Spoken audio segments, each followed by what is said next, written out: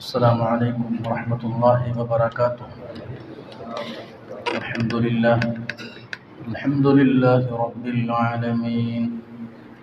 اللهم صل وسلم على رسولك سيدنا محمد وعلى آله وصحبه أجمعين. أما بعد، أعوذ بالله من الشيطان الرجيم. بسم الله الرحمن الرحيم.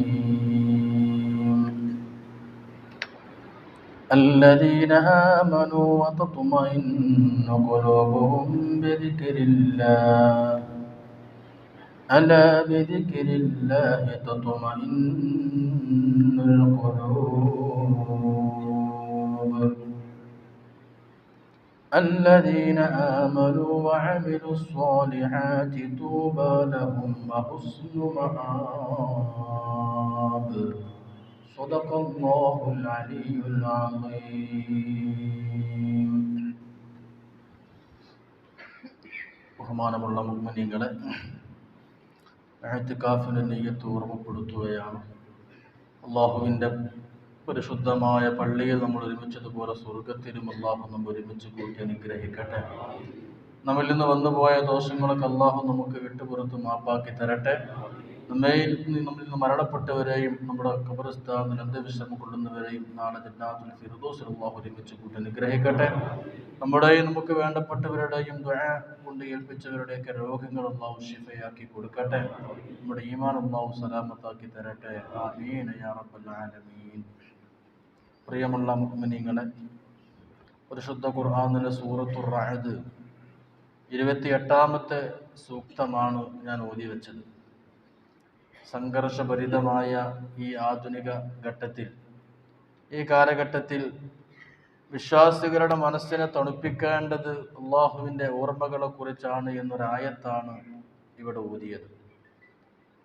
ലോകമെമ്പാടുമുള്ള ജനങ്ങൾ 2 വർഷത്തിലേറെയായി മാനസികമായി വലിയ അസ്വസ്ഥതയിലും വിഷമത്തിലുമായിരുന്നുവെങ്കിൽ അതിന് ചെറിയൊരു അറുതി വരുന്ന രീതിയിലേക്ക് ലോകാന്തരീക്ഷം സമാധാനത്തിൻ്റെ വഴിയിലേക്ക് ഇപ്പോൾ നീങ്ങിക്കൊണ്ടിരിക്കുകയാണ്. പലസ്തീനിൻ്റെ ഗാസയിൽ വെടിനിർത്തൽ പ്രഖ്യാപനവും ഹമാസും ഇസ്രായേലും കരാറിൽ ഒപ്പുവെക്കലുമായി നമ്മൾ പത്രമാധ്യമങ്ങളിൽ നിന്നൊക്കെ നിറഞ്ഞു നിൽക്കുന്ന വിവരം അവിടെ സമാധാനത്തിൻ്റെ പൊൻപുലരി പ്രതീക്ഷിക്കപ്പെടുന്നു എന്നുള്ളതാണ്. അങ്ങനെയാണെങ്കിൽ പോലും അള്ളാഹുവിൻ്റെ പരിശുദ്ധമായ ഖുർആൻ പറയുന്നുണ്ട്. സൂറത്ത് അൻഫാലിൻ്റെ 55-ാമത്തെ ആയത്തിൽ അള്ളാഹു തആല പറയുന്നുണ്ട്, മനുഷ്യർ എന്ന് പോലും പറയാൻ പറ്റാത്ത മൃഗങ്ങളാണ് എല്ലാ പ്രാവശ്യവും കരാർ ലംഘിക്കുന്ന ജൂതർ എന്ന് പരിശുദ്ധ ഖുർആൻ അൻഫാൽ സൂറത്തിൽ പ്രത്യേകം പറയുന്നുണ്ട്. ഇന്ന ശർറദ്ദവാബി, മൃഗങ്ങളിൽ വെച്ച് ഏറ്റവും നീചരായ നികൃഷ്ടരായ മൃഗങ്ങളാണ് അല്ലദീന കഫറു ഫഹും ലാ യുഅ്മിനൂൻ അല്ലദീന ആഹദ്ത മിൻഹും സുമ്മ യൻഖുദൂന അഹദഹും ഫീ കുല്ലി മറ. നബിയെ, അങ്ങ് എത്ര പ്രാവശ്യം കരാറുണ്ടാക്കിയാലും എത്ര സന്ധിയിൽ ഏർപ്പെട്ടാലും അങ്ങുണ്ടാക്കിയ മുഴുവൻ കരാറുകളും എല്ലാ സമയത്തും പൊളിക്കുന്ന ശീലമേ അവർക്കുള്ളൂ.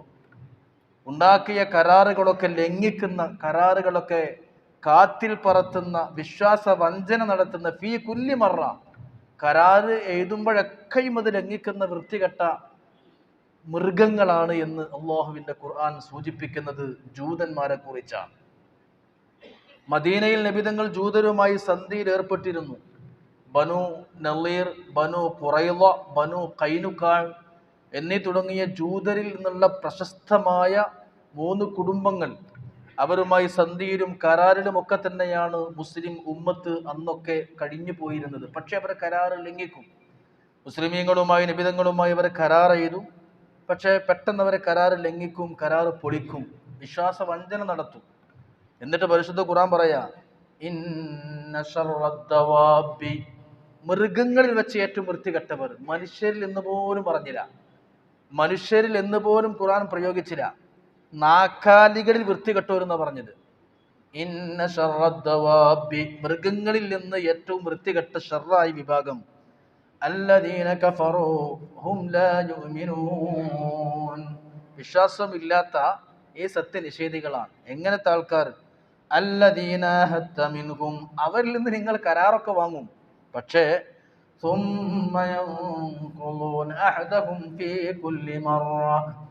കരാറുണ്ടാക്കുമ്പോഴൊക്കെയും ആ കരാർ അവർ പൊളിക്കും, എല്ലാ കരാറും ലംഘിക്കും, വിശ്വാസവഞ്ചന നടത്തും. അങ്ങനത്തെ ഒരു മൃഗങ്ങളിൽ നിന്ന് തന്നെ അധപ്പതിച്ച ആൾക്കാരാണ്. വഹും ലാ യത്തഖൂൻ. അവർക്കൊരു വെള്ളിയാഴ്ച ഒന്നുമില്ലല്ലോ, അവർക്ക് നേരും നെറികേടും ഇല്ലല്ലോ, അവർക്കൊരു തഖ്വയില്ലാത്ത വിഭാഗമില്ല ജൂതർ എന്ന് പറയുന്നുണ്ട്. ഞാൻ പറയാൻ കാരണം, എല്ലാ മാധ്യമങ്ങളും ഇപ്പോൾ റിപ്പോർട്ട് ചെയ്യുന്നത് ലോകത്ത് പുലർന്നിരിക്കുന്ന ഒരു സമാധാനാന്തരീക്ഷത്തെ കുറിച്ചാണ്. നമുക്ക് പ്രതീക്ഷയും പ്രത്യാശയും തന്നെയാണ് വേണ്ടതെങ്കിലും എത്ര കണ്ട് അവരുണ്ടാക്കിയ കരാറ് പാലിക്കാൻ അവർക്ക് സാധിക്കുമെന്ന് നമ്മൾ ഈ ഖുർആന്റെ വീക്ഷണത്തിൽ ഒന്ന് ചിന്തിച്ചു നോക്കണം. ഖത്തറിൽ അവർ വിളിച്ചു ചേർത്ത സമാധാന കരാറ് യോഗത്തിലാണ് ബോംബാക്രമണം നടത്തി വലിയ വഞ്ചന നടത്തിയത്. അത് ജൂതരുടെ രക്തത്തിൽ അലിഞ്ഞു ചേർന്ന ഒന്നാണ് വഞ്ചന എന്ന് പറയുന്നത്.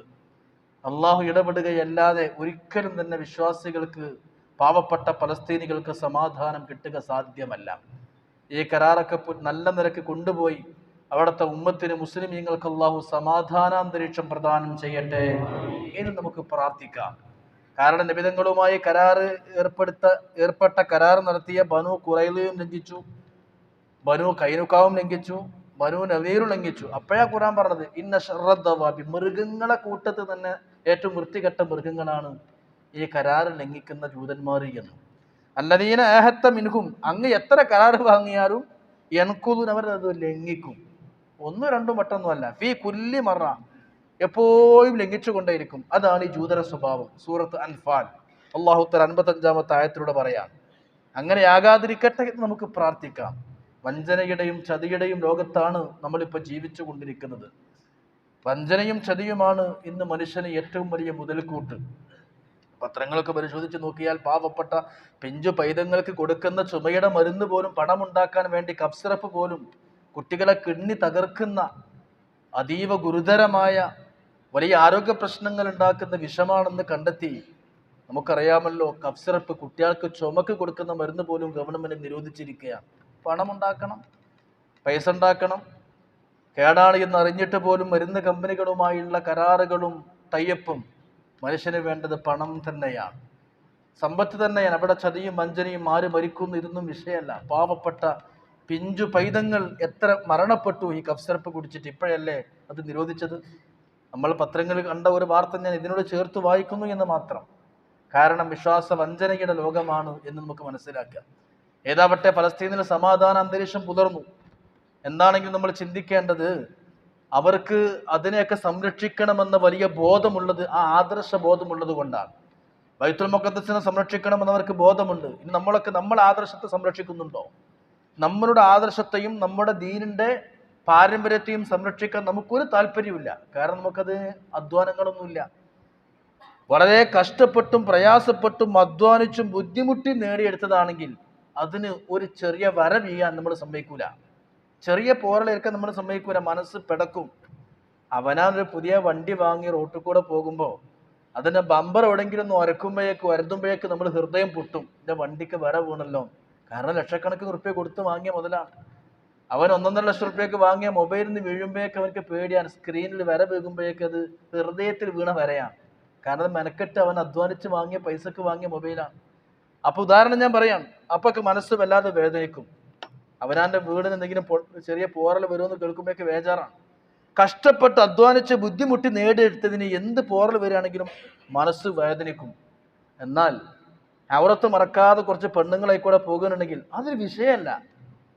ദീനീയായ കാര്യങ്ങളൊക്കെ പരസ്യമായി ഹനിക്കപ്പെടുന്ന ഒരു പ്രോഗ്രാം നമ്മൾ കാണുമ്പോൾ നമ്മളെ മനസ്സ് വേദനിക്കില്ല. അവിടെ ദീനിന് പോറലേൽക്കുകയാണ്. നമുക്ക് എന്തായാലും വിഷയം? നമുക്ക് നമ്മളെ കാര്യം നോക്കിയാൽ മതിയല്ലോ. അവനാന്റെ കാർമ വര വീകണ പേടി പോലും അള്ളാഹുവിന്റെ ദീനിന്റെ വിഷയങ്ങൾ ലംഘിക്കപ്പെടുമ്പോൾ നമുക്കില്ലെങ്കിൽ നമ്മൾ അധ്വാനിക്കാതെയാണ് ഇസ്ലാമും ആദർശം കിട്ടിയത് എന്നുള്ളത് കൊണ്ടാണ്. മെനക്കെട്ടും അധ്വാനിച്ചും പ്രയാസപ്പെട്ടും ബുദ്ധിമുട്ടും കിട്ടിയതല്ല ദീൻ. അതുകൊണ്ട് നമുക്ക് പ്രശ്നമല്ല.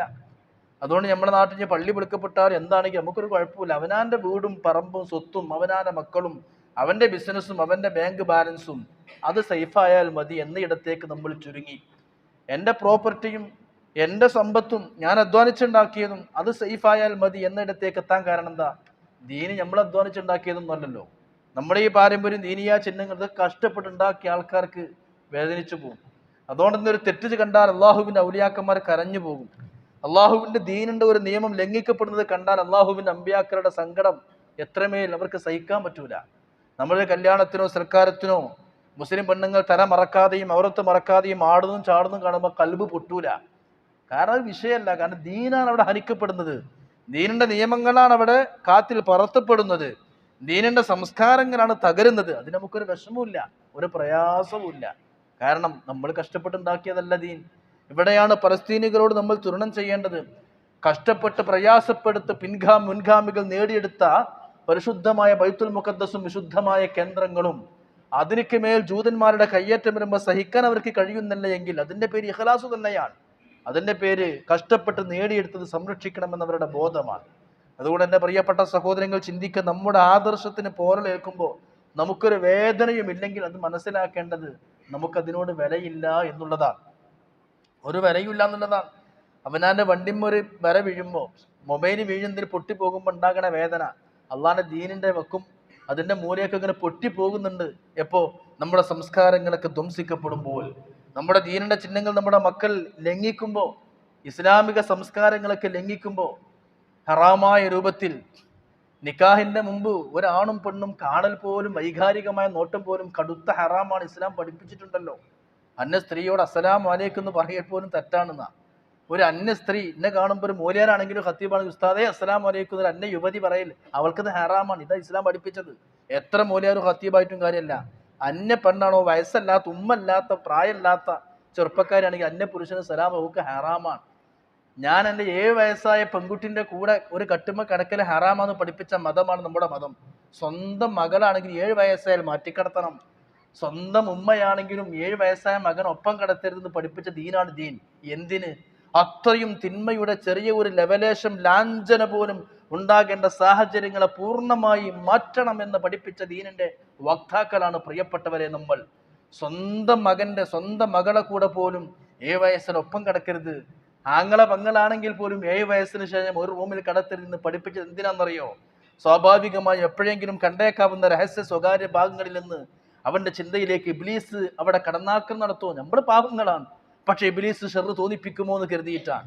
അങ്ങനത്തെ നമ്മളാണ് നമ്മുടെ മകളെ നിക്കാഹിന്റെ മുമ്പ് തന്നെ മറ്റൊരുത്തിന് വന്ന് താലി കെട്ടുമ്പോഴും കയ്യിൽ വാച്ച് കെട്ടിക്കൊടുക്കുമ്പോഴും ഫോട്ടോ എടുത്ത് ആസ്വദിക്കുന്നത് നമുക്കൊരു പ്രശ്നമില്ല. അതാ ഞാൻ പറഞ്ഞത്, അവനാന്റെ വണ്ടിയും ഒരു വര വീഴുമ്പോൾ ഹൃദയം പിടക്കുന്നുവെങ്കിൽ, അവനാന്റെ മൊബൈലിന്റെ ചില്ല് പൊട്ടുമ്പോൾ വേദനിക്കുന്നുവെങ്കിൽ, അള്ളാഹുവിന്റെ ദീനിന്റെ വീട്ടിന്റെ അകത്തളത്തിൽ വെച്ച് ഹനിക്കപ്പെടുമ്പോൾ, വിശുദ്ധ ഖുർആന്റെ നിയമങ്ങൾ പച്ചയായി ധ്വംസിക്കപ്പെടുമ്പോൾ മാനസികമായ ഒരു ചെറിയ വേദന പോലും ഇല്ലെങ്കിൽ നമ്മൾക്ക് ആദർശമില്ല, നമുക്ക് ദീനില്ല. നമ്മൾ പേരിൽ മാത്രം തൊപ്പിയിട്ട് നിസ്കരിക്കുന്ന ആളുകളാണെന്ന് ഇവിടെയാണ് നമ്മൾ ചിന്തിക്കേണ്ടത്. അതുകൊണ്ട് തന്നെ പ്രിയപ്പെട്ടവർ മനസ്സിലാക്കണം, ഇന്ന് സുബൈക്ക് ഞാൻ പറഞ്ഞത് ഒന്നുകൂടി ആവർത്തിക്കുകയാണ്. വിശുദ്ധമായ ദീനിന് ഭംഗി വേണം. ദീനിന്റെ സ്ട്രക്ചർ അല്ല വേണ്ടത്. ഒരു വീടിന്റെ സ്ട്രക്ചർ ഉണ്ടാക്കാൻ എളുപ്പമാണ്. കല്ലും മണ്ണും കൊണ്ടുവന്ന് തേച്ച് തേമ്പിയിട്ട് ചുമരുണ്ടാക്കി കോൺക്രീറ്റ് ചെയ്യാൻ എളുപ്പമാണ്. പക്ഷേ ആ വീടിന് പൈസ ചെലവാകൽ എപ്പോഴാ? ഭംഗി കൂട്ടുമ്പോഴാണ്. ഡെക്കറേഷൻ, അതിന്റെ മോഡിഫിക്കേഷൻ, അതിന്റെ ഫിനിഷിങ്, അതിന്റെ ഇന്റീരിയർ ഡിസൈൻ, അവിടെയാണ് ചെലവ് വരിക. ഇതുപോലെ നിസ്കാരം നോമ്പ് സക്കാത്തും എല്ലാവർക്കും സാധിക്കും, അതിന് ചെലവില്ല. അതല്ല ഈമാൻ. മറിച്ചതിന് ഇഹ്സാൻ വരണം. അതിനാണ് തസവുഫ് എന്ന് പറയാ. അതിനൊക്കെ ഭംഗി വേണമെങ്കിൽ കുറേ സൂക്ഷ്മത വേണം, തഖ്വ വേണം. നിസ്കരിക്കലല്ല തഖ്വ. ഹറാമുകൾ പൂർണ്ണമായി വെടിയാൻ പറ്റുന്ന ഒരവസ്ഥയിലേക്ക് നമ്മൾ എത്തുമ്പോഴാണ് നമ്മുടെ നിസ്കാരത്തിന് ഭംഗിയുണ്ടാവുക. നിസ്കാരം നോമ്പ് ദീനിന്റെ കാര്യങ്ങളൊക്കെ ഒരു വീടുണ്ടാക്കുന്ന പോലെ സ്ട്രക്ചർ ഉണ്ടാക്കാൻ ആർക്കും സാധിക്കും. ഏത് കള്ളുടിയനും ഏത് പലിശക്കാരനും ദീനിന്റെ സ്ട്രക്ചർ ഉണ്ടാക്കാൻ പറ്റും. റമളാൻക്ക് പള്ളിയിൽ പോയാൽ മതി, എപ്പോഴെങ്കിലും സക്കാത്ത് കൊടുത്താൽ മതി, 5 വക്ത് പള്ളിയിൽ പോയാൽ മതി, സ്ട്രക്ചറായി. പക്ഷെ വീടുണ്ടാക്കാൻ എളുപ്പമാണ്, അത് ഭംഗിയാക്കി ചൊറുക്കൂട്ടലിനാണ് പണി. ഇതുപോലെ അള്ളാഹുവിന്റെ ദീനിന്റെ സ്ട്രക്ചർ നമുക്ക് പോരാ, അതിന്റെ ഇൻഫ്രാസ്ട്രക്ചറിന് അപ്പുറം അത് ഭംഗിയാക്കി കൊണ്ടു നടക്കണം. അതിനാണ് ഇഹ്സാൻ എന്ന് പറയുന്നത്. ഏത് സമയത്തും അള്ളാഹു എന്നെ നിരീക്ഷിച്ചു കൊണ്ടിരിക്കുന്നു എന്ന അവസ്ഥയിലേക്ക് ഒരു സനാതന ബോധം. അഫ്ളലുൽ ഈമാൻ അൻ തഅലമ അന്നല്ലാഹ മഅക ഹൈതുമാ കുൻത. എവിടെയാണെങ്കിലും റബ്ബ് എൻ്റെ കൂടെയുണ്ട് എന്ന ബോധത്തിലേക്ക് വരാൻ നമുക്ക് കഴിഞ്ഞിട്ടില്ല. അതുകൊണ്ടാണല്ലോ നമ്മുടെ നാട്ടിലൊക്കെ വർദ്ധിച്ചു കൊണ്ടിരിക്കുന്ന പുതിയ പുതിയ ആചാരങ്ങൾ. നിക്കാഹിന്റെ മുമ്പ് തന്നെ ആണും പെണ്ണും ഒരുമിക്കുന്നു, കൂട്ടുകാർ തമ്മിൽ അവന്റെ കൈത്തിൽ മാറിയിട്ട് കൊടുക്കുന്നു. പുതിയാപ്പിള അല്ലെങ്കിലും മഹർ അവനാന്റെ പെണ്ണിന്റെ കൈത്തിലിട്ട് കൊടുക്കുന്നത് സുന്നത്തും അല്ല, ദീനിന്റെ മാർഗവും അല്ല. അതൊക്കെ നമ്മുടെ നാട്ടിലുണ്ടായ ആചാരമാണ്. പക്ഷെ എൻ്റെ കൂട്ടുകാരൊക്കെ വരണം, പുതിയാപ്പിളിൻ്റെ ചങ്ങായിമാരൊക്കെ അവിടെ വരണം, എന്നിട്ട് ഫോട്ടോസും വീഡിയോസൊക്കെ വരണം, എന്നിട്ട് ആ പെണ്ണിൻ്റെ എല്ലാ നെഞ്ചിൻ്റെ ഭാഗവും കൈത്തിൻ്റെ ഭാഗവും ഒക്കെ ഇവരെ വീഡിയോ ഇങ്ങനെ കാണണം, എന്നിട്ട് ഇട്ട് കൊടുക്കുന്നതൊക്കെ ഇവിടെ നിന്ന് സംസ്കാരങ്ങളാണ്. അവരുണ്ടാവും വലിയ കാര്യപ്പെട്ട ദീനീ ബോധമൊക്കെയുള്ള പള്ളിയിലെ കഞ്ചുക്ക് നിസ്കരിക്കാൻ പറ്റുന്ന വല്യാപ്പ ഒരു വിഷയം വല്യാപ്പാക്കില്ല, വല്യമ്മാക്കില്ല. ദീനിൻ്റെ കാര്യങ്ങൾ അവിടെ അതിനൊന്നും ഒരു വേദനയില്ല. അത് ചിന്തിക്കേണ്ടത് അള്ളാഹുവിൻ്റെ വിശുദ്ധമായ ദീനുൽ ഇസ്ലാമിൻ്റെ ചിഹ്നങ്ങളൊക്കെ പുച്ഛിക്കപ്പെടുമ്പോൾ ഒരു മനോവേദനയില്ലാതെ അവിടെ നിന്ന് പോയി ഇളിച്ചു കൊടുക്കുക എന്ന് പറഞ്ഞത് മുനാഫിക്കിന്റെ ലക്ഷണമാണ്. അവിടെയാണ് പ്രിയപ്പെട്ടവരെ പാവപ്പെട്ട പലസ്തീനികൾ അനുഭവിക്കുന്ന വേദനകൾ നമുക്ക് മാതൃകയാകേണ്ടത്. കാരണം കഷ്ടപ്പെട്ട് നേടിയെടുത്തത് ഹനിക്കപ്പെടുമ്പോൾ മനസ്സ് വേദനിക്കും. ഒരു വേദനയില്ലാതെ ഒരു ബുദ്ധിമുട്ട് അനുഭവിക്കാതെ കിട്ടിയത് പൊയ്ക്കോട്ടെ എന്ന് വെക്കും. അധ്വാനിച്ചെടുത്തത് വലിയ വിലയുണ്ടാകും. നമുക്ക് ദീനിനോട് വിലയില്ല. വിലയുണ്ടെങ്കിൽ അത് തകരുമ്പോൾ മനസ്സ് പൊട്ടേണ്ടതാണ് എന്നർത്ഥം. ഏതാവട്ടെ ഞാൻ പറഞ്ഞുകൊണ്ടുവന്നത് പ്രതീക്ഷയുടെ പുതുനാമ്പുകൾ നമ്മുടെ മുമ്പിലേക്ക് വന്നാലും അതിൽ നിന്നും ഉൾക്കൊള്ളേണ്ട പാഠങ്ങൾ ഇതൊക്കെയാണ്. അവർ സംരക്ഷിച്ച പോലെ നമുക്ക് നമ്മുടെ ദീൻ നമ്മുടെ നാട്ടിൽ പോലും സംരക്ഷിക്കാൻ കഴിയുന്നില്ല. ഈ അടുത്തൊരു സ്കൂളിലെ അധ്യാപകൻ ക്ലാസ് എടുക്കുന്നത് കേട്ടപ്പോൾ അത്ഭുതപ്പെട്ടു പോയി. അതായത് ഇടയ്ക്ക് നമ്മൾ കാറുമായിട്ട് ബൈക്കൊക്കെ ആയി പോകുമ്പോൾ ഈ ബസ് സ്റ്റോപ്പിലൊക്കെ ഉണ്ടാവും ആൺകുട്ടികൾ കയ്യാട്ടണം, ബൈക്കിന് കയ്യാട്ടും, ലിഫ്റ്റ് ചോദിക്കും, ബൈക്കിനൊക്കെ ലിഫ്റ്റ് ചോദിക്കും. കുട്ടികൾ യൂണിഫോം ഒക്കെ ഇട്ടിട്ട് നടന്നു പോകാൻ പ്രയാസമായിരിക്കും, ലിഫ്റ്റ് ചോദിക്കും. അപ്പോൾ ഒരു സ്കൂൾ അധ്യാപകൻ ക്ലാസ് എടുക്കുകയാണ്, പെൺകുട്ടികൾക്ക് ലിഫ്റ്റ് ചോദിക്കാം, നമുക്കൊരു മനക്കരുത്തുണ്ടായാൽ മതി. ചെറുപ്പക്കാരും ആണുങ്ങളൊക്കെ ബൈക്കായിട്ട് പോകുമ്പോൾ ആൺകുട്ടികൾ മാത്രമല്ല പെൺകുട്ടികൾക്കും കയ്യാട്ടാ, മനക്കരുത്താണ് വേണ്ടതെന്ന്. ഇപ്പം ഈ അധ്യാപകൻ പഠിപ്പിച്ചു കൊടുക്കണം എന്തിന്? അന്യ പുരുഷന്മാർ ബൈക്കും കാറുമായിട്ട് വരുമ്പോൾ നിങ്ങൾക്ക് മനക്കരുത്തുണ്ടെങ്കിൽ ഓൻ്റെ കൂടെ യാത്ര ചെയ്തോളി. ആരാ പഠിപ്പിക്കുന്നത്? സോഷ്യൽ എഞ്ചിനീയേഴ്സായ അധ്യാപകന്മാർ. ഓക്സ്ഫോർഡ് സർവകലാശാലയുടെ വലിയ ചുമരിൽ തന്നെ എഴുതപ്പെട്ടിട്ടുണ്ട്, ഒരു അധ്യാപകൻ നശിക്കുമ്പോഴാണ് ഒരു സമുദായം നശിക്കുക. ഒരു ഡോക്ടർ കേട് വന്നാൽ ഒരു രോഗിയെ മരിക്കൂ, ഒരു ഡോക്ടർക്ക് അബദ്ധം സംഭവിച്ചാൽ ഒരു രോഗിയെ മരിക്കൂ, ഒരു എഞ്ചിനീയർക്ക് അബദ്ധം സംഭവിച്ചാൽ ഒരു പാലമേ പൊളിഞ്ഞു വീഴൂ. ഒരു അധ്യാപകൻ അബദ്ധം സംഭവിച്ചാൽ ഒരു സമൂഹം തകരും. ഒരു അധ്യാപകന് പിഴവ് സംഭവിച്ചാൽ സമൂഹം മൊത്തം തകർന്നു പോകും. ഇന്ന് അധ്യാപകർ കൊടുക്കുന്ന സന്ദേശമാണിത്. ഈ അധ്യാപകരാണ് ആണുങ്ങളെയും പെണ്ണുങ്ങളെയും ഒരുമിച്ച് കൂട്ടി ഒരു നിലക്കും നിയന്ത്രണം പോലും ഇല്ലാതെ ടൂർ കൊണ്ടുപോകുന്നത്. അതൊക്കെ നല്ലതാണ്. പക്ഷേ ഇന്ന് പലപ്പോഴും ടൂറും ലിവിങ് ടുഗദറുകളും, പ്ലസ് ടുവിന് പഠിച്ചിരുന്ന ഗ്രൂപ്പുകാർ ബാച്ചുകാരുള്ള ലിവിങ് ടുഗദർ അല്ലെങ്കിൽ അവരുടെ മീറ്റപ്പ്, ഇതൊക്കെ ഇന്ന് പച്ചയായ വ്യഭിചാരത്തിലേക്കും വൃത്തികേടിലേക്കും ഒളിച്ചോട്ടങ്ങളിലേക്കും വഴിമാറിക്കൊണ്ടിരിക്കുന്നു എന്നത് നഗ്നമായ യാഥാർത്ഥ്യങ്ങളാണ്. ആ സൗഹൃദങ്ങളും ആ ബന്ധങ്ങളൊക്കെ മനുഷ്യനെ ഹറാമിലേക്ക് പോകാനുള്ള സാഹചര്യങ്ങൾ വേണ്ട എന്നല്ല ഞാൻ പറഞ്ഞത്. അള്ളാഹുവിന്റെ ഖുർആന്റെ പ്രയോഗമുണ്ട്, നിങ്ങൾ വ്യഭിചരിക്കരുത് എന്ന് ഖുർആനിൽ ഒരു പ്രയോഗമില്ല. ലാ തഖറബൂ സിന, വ്യഭിചാരത്തിനോട് അടുത്തു പോകരുത് എന്നാ. കാരണം എന്താ? സാഹചര്യങ്ങൾ ഒഴിവാക്കുക എന്നുള്ളതാ. സാഹചര്യങ്ങളാണ് മനുഷ്യനെ ദോഷിയാക്കുന്നത്, മനുഷ്യനെ ഏത് വൃത്തികേടിലേക്കും നയിക്കുന്നത് സാഹചര്യങ്ങളാണ്. അതുകൊണ്ടാണ് ഒരാണും പെണ്ണും ഒറ്റക്കാകുമ്പോ ഇല്ലാ വഖാന ശൈത്വാനു സാലിസകുമാ, ഒരാണും പെണ്ണും ഒറ്റക്കിരുന്നാൽ മൂന്നാമത് ശൈത്താൻ അവിടെ ഉണ്ടാകും എന്ന് പരിശുദ്ധമായ ഇസ്ലാം നമ്മെ പഠിപ്പിച്ചത്, പരിശുദ്ധ പ്രവാചകർ പഠിപ്പിച്ചത്. സാഹചര്യങ്ങൾ ഒഴിവാക്കുക എന്നുള്ളതാണ്, ഈ സാഹചര്യങ്ങൾ ഉണ്ടാക്കി കൊടുക്കുക എന്നുള്ളതാണ് ഇന്നത്തെ പലപ്പോഴും അധ്യാപകന്മാരുടെയും അധ്യാപികമാരുടെയും ചില രീതികൾ. ഈ അടുത്ത് നമ്മൾ മീഡിയകൾ കണ്ടുകൊണ്ടിരിക്കുന്ന വാർത്തകൾ നമ്മളെ വേദനിപ്പിക്കുന്നത് കൊണ്ടാണ്. പരസ്യമായി ഞാൻ പറയാൻ ആഗ്രഹിക്കുന്നില്ല. ഏതാവട്ടെ പ്രിയപ്പെട്ട, ഞാൻ പറഞ്ഞു കൊണ്ടുവന്നത് നമുക്ക് നമ്മുടെ ആദർശം സംരക്ഷിക്കാൻ എത്രമേൽ നമ്മൾ പ്രതിജ്ഞാബദ്ധരാണ്. നമുക്കിതിനോടൊരു കമ്മിറ്റ്മെന്റ് വരാതിരിക്കാൻ കാരണം ഈമാനില്ലാത്തത് കൊണ്ടാണ്. നമ്മുടെ സമുദായത്തിൽ എന്ത് ഫിത്ന വർദ്ധിച്ചാലും ആർക്കും ഒരു വിഷയമില്ല. നബി തങ്ങൾ പറയുന്നുണ്ട്, ലാ തസാലു ലാ ഇലാഹ ഇല്ലല്ലാഹ് തൻഫഉ മൻ ഖാലഹ. നിങ്ങളൊന്നുകൊണ്ടും പേടിക്കണ്ട. ലാ ഇലാഹ ഇല്ലല്ലാഹ് എന്ന അജയ്യമായ വിശ്വാസം നിങ്ങൾ ഹൃദയത്തിലുണ്ടെങ്കിൽ നിങ്ങൾക്ക് നേരെ ഒരു ശത്രുവും പാഞ്ഞെടുക്കുകയില്ല. നിങ്ങൾക്ക് നേരെ വരുന്ന മുഴുവൻ ആക്രമണങ്ങളെയും, നിങ്ങൾക്ക് നേരെ വരുന്ന മുഴുവൻ കുതന്ത്രങ്ങളെയും നിങ്ങളെ മനസ്സിലുള്ള ലാ ഇലാഹ ഇല്ലല്ലാഹ് എന്ന നിശ്ചയദാർഢ്യം തടുത്തു കളയും. പക്ഷേ നബി തങ്ങൾ പഠിപ്പിച്ചു, ഒരു കാര്യം മനസ്സിലാക്കണം, നിങ്ങളെ ഹൃദയത്തിലുള്ള ഈമാൻ നിങ്ങൾ പുച്ഛിക്കാത്ത കാലത്തോളം ഒരിക്കലും നിങ്ങളുടെ അടുത്തേക്ക് 4 അയലത്ത് പോലും ശത്രുക്കൾ കടുക്കാൻ കഴിയൂല. അയാൾ തന്നെ പുച്ഛിക്കരുത്. അപ്പൊ സ്വഹാബത്ത് ചോദിച്ചു, ഓമനിൽ ഇസ്തിഗ്ഫാഫ്, എന്താ പുച്ഛിക്ക എന്ന് പറഞ്ഞാൽ? നബി തങ്ങൾ പറഞ്ഞു, പുച്ഛിക്ക എന്ന് പറഞ്ഞാൽ തിന്മകൾ നാട്ടിലും സമൂഹത്തിലും ഒക്കെ പരന്ന് വർദ്ധിച്ചു കാണുമ്പോൾ ലാ യുൻകറു, അത് തടയൂല, അതിനെതിരെ പറയൂല, മൗനം അവലംബിക്കും. അതാണ് ലാ ഇലാഹ ഇല്ലല്ലാഹ് പുച്ഛിക്കുക. അപ്പൊ ഞാനും ഇവിടെ ഈ വയലിൽ നസീഹത്ത് കേൾക്കുന്ന നിങ്ങളും ചിന്തിക്കേണ്ടത്, ലാ ഇലാഹ ഇല്ലല്ലാഹ് പുച്ഛിക്കുക എന്ന് പറഞ്ഞാലേ ഖുർആനെ കാലിന്റെ ചോട്ടിൽ ഇട്ടിട്ട് ചവിട്ടുക എന്നുള്ളതല്ല, പരിശുദ്ധ ഖുർആൻ പിച്ച് ചെയ്യുക എന്നുള്ളതല്ല. കുടുംബത്തിലും അവന്റെ വീട്ടിന്റെ അകത്തളങ്ങളിലും നമ്മുടെ നാട്ടിലൊക്കെ തിന്മകളും അരാജകത്വങ്ങളും അസാൻമാർഗികതകളും ലൈംഗികമായ അരാജകത്വങ്ങളും വർദ്ധിച്ചു കൊണ്ടിരിക്കുമ്പോൾ അതിനെതിരെ കഴിവിന്റെ പരമാവധി പ്രതികരിക്കണം. പ്രതികാതിരിക്കുക എന്ന് പറഞ്ഞാൽ പ്രതികരിക്കാതിരിക്കലും അതിനെതിരെ ശബ്ദിക്കാതിരിക്കലും ലാ ഇലാഹ ഇല്ലല്ലാഹനെ പുച്ഛിക്കലാണ്. അങ്ങനെയെങ്കിൽ നിങ്ങൾ എത്ര തുപ്പിൻ തലയെക്കെട്ടുണ്ടായിട്ടും കാര്യമില്ല, ഒരിക്കലും നിങ്ങൾക്ക് മേൽ വരുന്ന നിങ്ങൾക്കെതിരെ വരുന്ന ആക്രമങ്ങളെ തടുക്കാൻ സാധിക്കുകയില്ല എന്ന് അഷ്റഫുൽ ഹൽക്കി മുഹമ്മദ് മുസ്തഫ സല്ലല്ലാഹു അലൈഹി വസല്ലം. അപ്പൊ ലാ ഇലാഹ ഇല്ലല്ലാഹനെ പുച്ഛിക്കുന്നവരായി നമ്മൾ മാറുകയാണ്. പിന്നെ എങ്ങനെ സഹായം കിട്ടാൻ? ഒന്നിനും കൊള്ളാത്തവരായി നമ്മൾ മാറിക്കൊണ്ടിരിക്കും. ഒരു പ്രത്യേക ദൗർബല്യം അല്ലെങ്കിൽ ഒരു കോംപ്ലക്സ് നമ്മളെ പിടികൂടിക്കൊണ്ടിരിക്കും. ഇന്ന് ഒക്ടോബർ 10 ലോക മാനസികാരോഗ്യ ദിനം കൂടിയാണ്. മനസ്സിലാക്കുക, ഇന്ന് ഒക്ടോബർ 10 ലോക world health welfare association for mental health 92 മുതൽക്ക് എല്ലാ വർഷവും ഒക്ടോബർ 10 ലോക മാനസികാരോഗ്യ ദിനമായി ആചരിക്കുകയാണ്. ഇന്നൊരു നിരക്കുള്ള മാനസിക രോഗത്തിന് അടിമപ്പെട്ടു നമ്മുടെ മക്കൾ. പഴയ കാലത്ത് അവർക്ക് ഗുരുജിയും പിതാജിയും മാതാജിയുമായിരുന്നു. ഇന്ന് 50Gയും ഇന്ന് 4Gയും 5Gയും 3Gയും ഈ ജിയെ കുട്ടികൾക്ക് പരിചയമുള്ളൂ. ഗുരുജിയെ കുട്ടികൾക്ക് പരിചയമില്ല. മാതാജിയും പിതാജിയും വേണ്ട. വീട്ടിലേക്ക് കയറി വന്നൊരു ഗൾഫുകാരനായ പ്രവാസി സങ്കടപ്പെട്ടത് ഞാൻ ഓർത്തു പോവുകയാണ്. ഉസ്താദ്, ഞാൻ ബഹ്റൈനിൽ നിന്ന് 2 വർഷമായി ലീവിന് വന്നതാണ്. 1 മാസം ലീവുള്ളൂ. ഞാൻ വീട്ടിലേക്ക് അങ്ങാടി നിന്ന് സാധനമൊക്കെയായിട്ട് വീട്ടിലേക്ക് വരുമ്പോൾ ഭാര്യ ഉണ്ടാകും മൊബൈൽ റീൽസ് കണ്ടുകൊണ്ടിരിക്കുന്നു. വാതിൽ തുറന്നു തരും, വർത്താനമാണ്. പിന്നെ അവൾ അതിന് അട്രാക്റ്റഡ് ആണ്. അവളെ ശ്രദ്ധ മുഴുവനും അതിലാണ്. +2 പഠിക്കുന്ന പെൺകുട്ടിയുണ്ട്, അവള് ഫേസ്ബുക്കിൽ ഇങ്ങനെ അഡിക്റ്റ് ആയിക്കൊണ്ടിരിക്കുകയാണ്. അവളെ അത് നോക്കാനേ സമയമുള്ളൂ. ജസ്റ്റ് ഒരു വാതിൽ തുറന്നു തരും, ഒരു ചായ മറ്റോ കൊണ്ടുവരും. മകളെ റൂമിലേക്ക്, മകൻ ഇൻസ്റ്റഗ്രാമിൽ അവന്റെ റൂമിലേക്ക്, വൈഫ് റീൽസിലേക്ക്.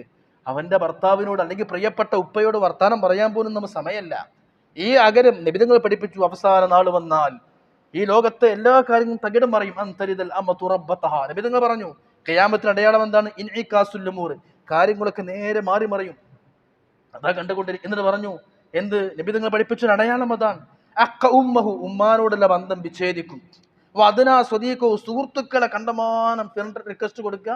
എന്നിട്ട് FBയിലും ഇൻസ്റ്റയിലും മറ്റൊക്കെ ഒരുപാട് സുഹൃത്തുക്കൾ ഉണ്ടാകും. എന്നിട്ട് ബാപ്പാനുണ്ട് ദൂരത്തേക്ക് വലിച്ചെറിയും. അതിനാ സ്വദീഖ്, ഒരുപാട് സുഹൃത്തുക്കളെ അടുത്തേക്ക് ഇങ്ങനെ ഒരുമിച്ച് വാരി പുണരും. സുഹൃത്തുക്കളെ അടുത്തേക്ക് ഇങ്ങനെ അവൻ ശരിക്ക് വാരി പുണരും. ഉമ്മാനെയും ഉപ്പാനെയും അകറ്റുകയും ചെയ്യും. അതല്ലേ നമ്മൾ കണ്ടുകൊണ്ടിരിക്കുന്നത്. അന്തരിദൽ അമതു റബ്ബതഹ, തീറ്റിപ്പോറ്റിയ മക്കൾ അവര് വാപ്പാരും തന്തിയും ഉമ്മയൊക്കെ മക്കളാകുന്ന കാര്യം വരും. നേരെ ഉൾട്ടയായി. ഇന്ന് AM PM എന്ന് പറയാ. പഴയ കാലത്തൊക്കെ രാവിലെ തന്നെ ഇറങ്ങി തിരിച്ച് ചായക്കടലുണ്ട്. ഇന്ന് ചായക്കട തുറക്കണമെങ്കിൽ തന്നെ വൈകുന്നേരം 6 മണിയാകണം, 5 മണിയാകണം, 6 മണിയാകണം. അതേ പൂട്ടിക്കിടക്കാണ്. കാരണം നമ്മുടെ AM ഇന്ന് PM ആയി. ഒരു നിരക്ക് പറഞ്ഞാൽ PM ഇന്ന് AM ആയി മാറി. രാവിലെ പോയ ടർഫ് കളി ആരംഭിക്കണമെങ്കിൽ രാത്രി നട്ടപ്പാതിരക്കാണ്. എല്ലാം തകിടം മറിഞ്ഞിരിക്കുന്ന ഒരു സംസ്കാരത്തിലേക്ക് നമ്മൾ പോകുമ്പോൾ അള്ളാഹുവിന്റെ വിശുദ്ധമായ ദീനിന്റെ ചിഹ്നങ്ങളൊക്കെ നമ്മിൽ നിന്ന് അകന്നുകൊണ്ടിരിക്കുകയാണ്. പിന്നെ പ്രിയപ്പെട്ട സഹോദരങ്ങളെ, പണമുണ്ടാകുമെന്നല്ലാതെ വലിയ കൊട്ടാരത്തിലും ജീവിക്കുന്നവൻ ഫക്കീറായി മാറിക്കൊണ്ടിരിക്കാൻ. ഈ ഒരു മാനസിക സംതൃപ്തി മനുഷ്യന് നഷ്ടപ്പെട്ടുകൊണ്ടിരിക്കുകയാണ്. ഈ സമയത്താണ് ഞാൻ ഓതി വെച്ച ആയത്തിന്റെ പ്രസക്തി നമ്മൾ മനസ്സിലാക്കേണ്ടത്. അല്ലദീന ആമനു വതത്മഇന്നു ഖുലൂബുഹും ബിദിക്രില്ലാഹ് അലാ ബിദിക്രില്ലാഹി തത്മഇന്നുൽ ഖുലൂബ്. ഒരു വർഷം കേരളത്തിൽ 11,000 ആത്മഹത്യ നടക്കുന്നുണ്ട്. ഓരോ വർഷം കൂടുമ്പോഴും അത് കൂടി വരികയാണ്. മുസ്ലിമീങ്ങളിൽ പോലും. ഈ അടുത്ത് രാഹുൽ ഈശ്വറിന്റെ 10 ചാനലിൽ പറഞ്ഞു, കേരളത്തിൽ ഏറ്റവും കുറച്ച് ആത്മഹത്യ മുസ്ലിമീങ്ങളിലാണെന്ന്. പക്ഷേ ഇന്നത് മറികടന്നു. നമ്മുടെ മുസ്ലിം പെൺകുട്ടികളും ആൺകുട്ടികൾ പോലും ആത്മഹത്യകളിൽ പെരുകി. കാരണം മനസ്സിനെ നിയന്ത്രിക്കാൻ കഴിയുന്നില്ല. മനസ്സിനെ നിയന്ത്രിക്കണമെങ്കിൽ ഇലാഹിയായ ചിന്തകളിലേക്ക് മനുഷ്യന്റെ മനസ്സ് കൊണ്ടുപോകണം. ഇങ്ങനെയൊക്കെ സംഘർഷങ്ങൾ ഉണ്ടായിട്ട് പോലും ഫലസ്തീന്റെ മണ്ണിൽ ഒരു പാവപ്പെട്ട ഒരു മുസ്ലിമും ആത്മഹത്യ ചെയ്തിട്ടില്ല. ഒരു മുസ്ലിം പോലും ആത്മഹത്യ ചെയ്തിട്ടില്ല. പൗരത്വ ബില്ല് വന്നപ്പോ ഇന്ത്യയിൽ കേരളത്തിന്റെ പുറത്ത് ആത്മഹത്യ ചെയ്ത എത്രയോ ഉത്തരേന്ത്യക്കാരുണ്ട്. പേടിച്ചിട്ട് ആത്മഹത്യ ചെയ്തു പോയി. എന്നാൽ അവനാന്റെ വീട് ബോംബാക്രമങ്ങൾ തകർന്നുകൊണ്ട് ഉമ്മയുടെയും ഉപ്പയുടെയും ചേതനയേറ്റ ശരീരവും അവിടെ കുമിഞ്ഞുകൂടിയ കബദ്ധങ്ങളും ചോരയൊലിക്കുന്ന പാവപ്പെട്ട പൈതങ്ങളുടെ ശരീരം കണ്ടിട്ട് പോലും ഒരു പലസ്തീനിക്കും ആത്മഹത്യ ചെയ്യേണ്ടി വന്നിട്ടില്ല. കാരണം അവരുടെ മനക്കരുത്താണ്. കേരളത്തിലെ ആത്മഹത്യ ചെയ്ത പോലീസുകാരുടെ എണ്ണം പോലും വളരെ വലിയതാണ്. 2 അക്കത്തിൽ തീരൂല. SP ആണ്, അല്ലെങ്കിൽ SI ആണ്, CN പോലീസ് കോൺസ്റ്റബിൾ. എത്ര ട്രെയിനിങ് കഴിഞ്ഞിട്ടുണ്ടാകും? ചാട്ടവും ഓട്ടവും നടത്തവും ഫിസിക്കൽ ട്രെയിനിങ് കഴിയണം. അവന്റെ ഫിസിക്കൽ ഹെൽത്ത് നോക്കും. ഇങ്ങനെയൊക്കെ ട്രെയിനിങ് കഴിഞ്ഞിട്ടാവും കോൺസ്റ്റബിൾ ആവുക. പിന്നെ ആത്മഹത്യ ചെയ്ത് മനസ്സ് നിയന്ത്രിക്കാൻ പറ്റിയില്ല.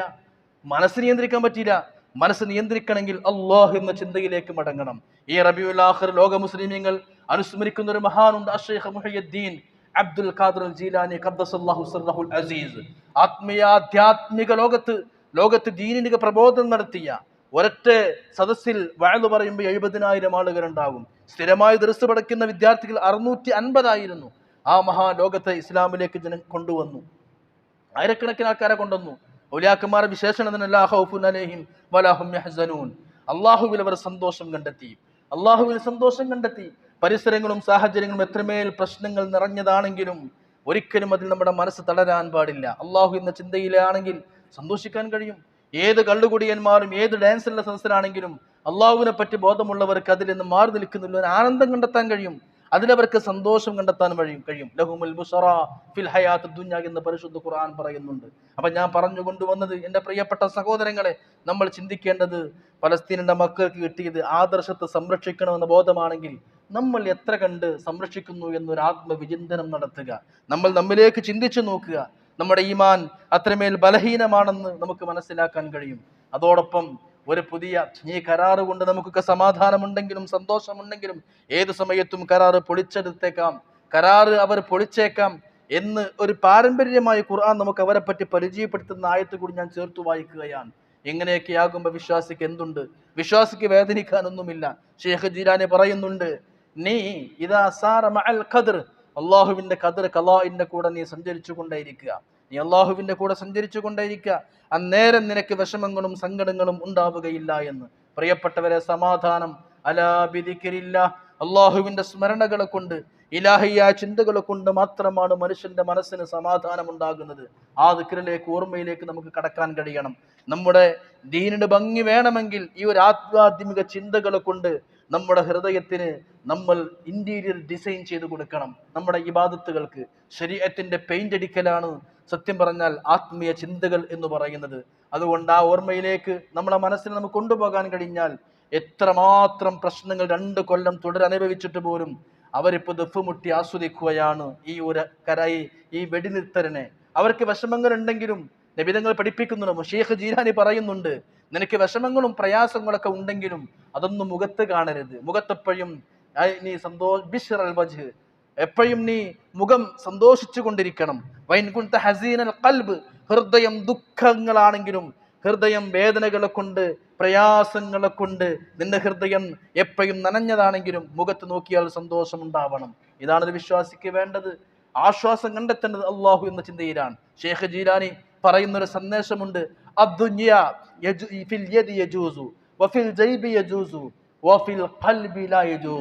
ദുനിയാവിനെ നിനക്ക് കയ്യിൽ പിടിക്കാം, ദുനിയാവിനെ നിനക്ക് പോക്കറ്റിൽ വെക്കാം, ദുനിയാവിനെ ഹൃദയത്തിൽ വെക്കരുത്. ഷെയ്ഖ് ജീലാനിയുടെ സന്ദേശമാണ്, മൊഹീദ്ദീൻ ഷെയ്ഖിന്റെ സന്ദേശമാണ്. പണവും പത്രാസും ദുനിയാവും ഒക്കെ കയ്യിൽ വെക്കാം, പോക്കറ്റിലും വെക്കാം, ഹൃദയത്തിൽ വെക്കരുത് എന്ന്. ക്രിസ്ത്യാനികൾ പറയാറുണ്ട്, യേശുവിലാണ് വിശ്വാസം, കീശയിലാണ് ആശ്വാസം എന്ന്. ഇങ്ങനെ ആവരുത് വിശ്വാസിക്ക്.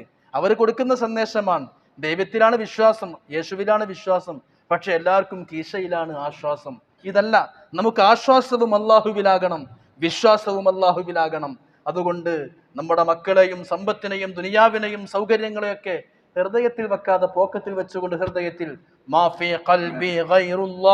എന്റെ ഹൃദയത്തിൽ അല്ലാഹു അല്ലാതെ മറ്റൊന്നുമില്ല എന്ന വിധാനത്തിലേക്ക് നമ്മുടെ മനസ്സിനെ ഇലാഹിയ ചിന്തകളിലേക്ക് കൊണ്ടുപോകാൻ കഴിയണം. ഫലസ്തീനിലും മറ്റും നടന്നുകൊണ്ടിരിക്കുന്ന ഓരോ സംഭവങ്ങളുമായി നമ്മുടെ ഈമാൻ വർദ്ധിപ്പിക്കാനും ഈമാനെ നമ്മൾ ഉത്തേജിപ്പിക്കാനും പറ്റിയ വലിയ പാഠങ്ങൾ അല്ലാഹു നമുക്ക് നൽകുകയാണ്. പക്ഷെ അതിലൊന്നും പാഠം ഉൾക്കൊള്ളാത്തവൻ പൊണ്ണനാണ്. അവൻ, ഷെയ്ഖ് ജീലാനി പറയുന്നുണ്ട്, വൈഹക്, നിനക്ക് നാശം, നീ വിഡ്ഢിയാണ്. സാഹചര്യങ്ങളിൽ നിന്ന് പാഠം ഉൾക്കൊള്ളണം പ്രിയപ്പെട്ടത്. നമുക്ക് യാതൊരു നിരക്കും ഒരു പ്രയാസങ്ങളുമില്ല. പ്രത്യേകിച്ച് കേരളത്തിലുള്ള നമുക്ക് എന്ത് ബുദ്ധിമുട്ടാണുള്ളത്. നമ്മളൊക്കെ സ്വർഗത്തിലാണ്. പലപ്പോഴും ഞാൻ പറഞ്ഞ പോലെ കടലിൽ നീന്തിക്കൊണ്ടിരിക്കുന്ന മത്സ്യം ചോദിക്കുകയാണ്, വാട്ടർ, വെള്ളം എവിടെയാണ്?